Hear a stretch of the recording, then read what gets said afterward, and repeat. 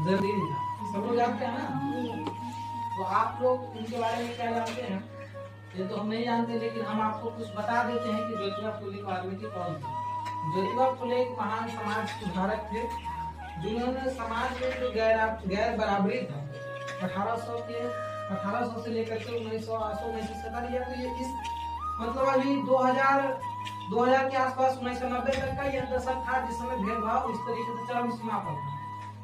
लेकिन उसी कड़ी में एक ज्योतिबा फुले नाम का एक व्यक्ति थे जिनका जन्म जो है 11 अप्रैल 1827 को पुणे में, जो महाराष्ट्र में है, वहां उनका जन्म हुआ था।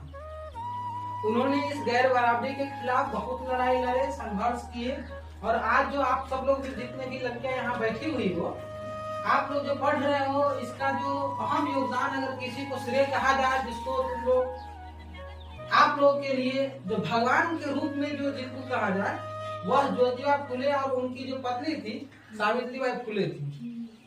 क्योंकि आप सब लोग पढ़े भी होंगे, अगर अच्छे से पढ़े होंगे तो जानते भी होंगे कि उन्होंने महिलाओं के लिए जब 1800 से मतलब उससे पहले का जो कार्यकाल था ही, लेकिन उस दौर में भी जब 1800 से लेकर के 1890 के आसपास तक का 2000 आसपास का जो दौर था, लड़कियों को पढ़ने तक का अधिकार नहीं था। मतलब उसको समाज यह मानता था कि लड़की अगर पढ़ेगी वह गलत है, कानूनी रूप से जो उस समय का दौर था उसके अनुसार, उस सोसाइटी उस समाज के अनुसार वह गलत था, लड़कियों को पढ़ना मना था, पढ़ने का अधिकार नहीं था।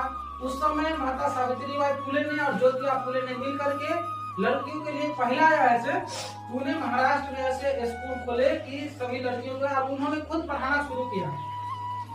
आप लोग उनके बारे में और भी आप अगर जानकारी इकट्ठा करेंगे तो पता चलेगा कि जब सावित्रीबाई फुले पढ़ाने के लिए जाती थी तो उनके ऊपर जो समाज उस समय का था, मतलब बहुत ही गाली सुनना पड़ा, बहुत ही बेइज्जती सुनना पड़ा, गोबर रख देता था, मतलब कीचड़ छिड़क देता था उनके शरीर पे।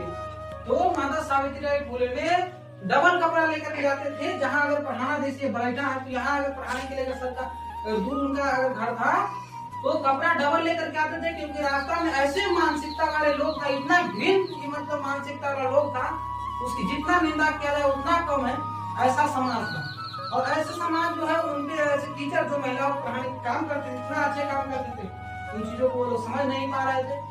या उस समय का दोष है या उस व्यक्ति का दोष है, उस समय का जो समाज था उसका दोष कहिए। तो इस तरीके का समाज उस समय था, समझे नहीं समझे? तो इसमें अहम योगदान है किसी का, आप सब लोग के जो पढ़ रहे हैं बैठ करके, तो इनका अहम योगदान किनका है? माता सावित्रीबाई फुले और ज्योतिबा फुले का है। तो आप सब लोग उनको जरूर याद रखिए, अपने महापुरुषों को जो हमारे लिए भगवान से भी बढ़कर के काम किए, है ना, उनके हम लोग को याद रखना है ना। तो आप सब लोग हमेशा ऐसे 11 अप्रैल हो गया, 11 अप्रैल को ज्योतिबा फुले का जयंती हो गया, और 14 अप्रैल आने वाला है कल परसों में, तो डॉक्टर बाबा साहब अम्बेडकर जी का भी जन्मदिन है। तो उसको भी आप लोग पढ़ेंगे और अच्छे से समझेंगे कि उनका जो कार्यकाल था किस तरीके से था, उन्होंने समाज के लिए क्या किया, उनके बारे में भी पढ़ेंगे, क्योंकि उन्होंने वह किया जो भगवान ने भी कभी नहीं किया। समझे नहीं सकते? तो आप लोग जरूर पढ़ेंगे, ठीक है।